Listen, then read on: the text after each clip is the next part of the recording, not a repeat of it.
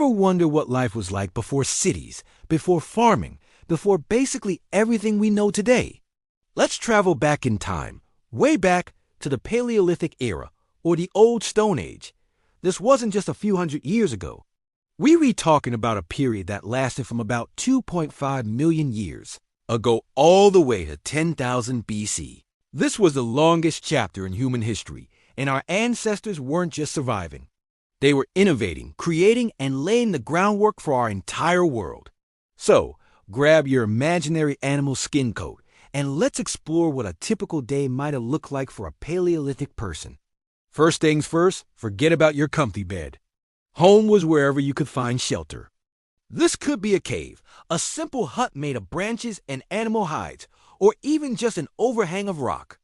These weren't permanent addresses. Paleolithic people were nomads, constantly on the move, following the seasons and the herds of animals they hunted. A group or band was typically small, maybe 20 to 50 people. This was your family, your community, your everything. Everyone had a role to play. Generally, men were the primary hunters, tracking large game like mammoths, bison, and deer. This was incredibly dangerous work, requiring immense skill, cooperation, and courage. Meanwhile, women were the master gatherers. They had an encyclopedic knowledge of the local environment. They knew which plants were edible, which were medicinal, and which were poisonous. They gathered fruits, nuts, roots, and seeds, providing a more stable and reliable portion of the group's diet.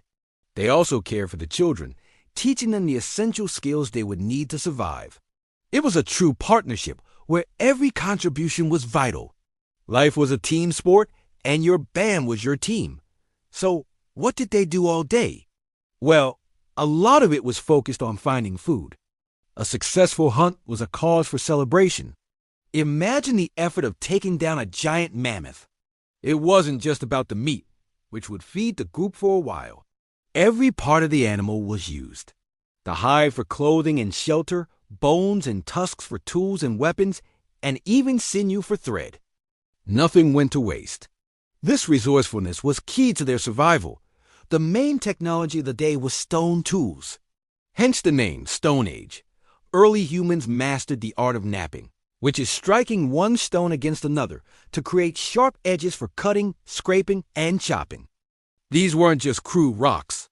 Over time, they developed incredibly sophisticated tools like hand axes, spear points, and blades. But life wasn't all work and no play. In the evenings, gathered around a crackling fire, they would have shared stories, repaired tools, and strengthened their social bonds. The control of fire was a game changer. It provided warmth, protection from predators, a way to cook food which made it easier to digest and safer to eat, and it became a central hub for social life.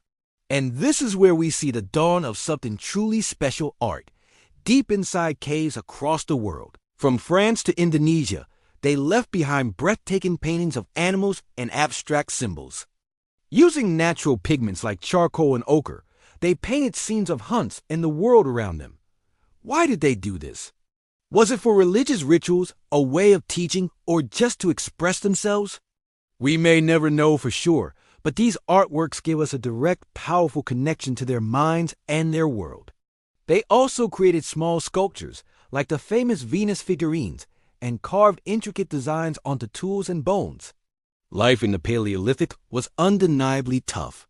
Dangers were everywhere, from predators to disease to starvation. But it's a mistake to see our ancestors as primitive or simple. They were intelligent, adaptable, and creative.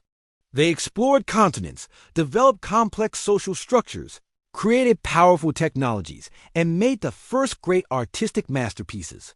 They were the original pioneers, the ultimate survivors. Everything we've achieved as a species stands on the foundation they built over millions of years. It's a humbling reminder of our deep past and the incredible journey of humanity. Thanks for joining me on this trip back in time. If you enjoyed this, don't forget to like and subscribe for more adventures into history.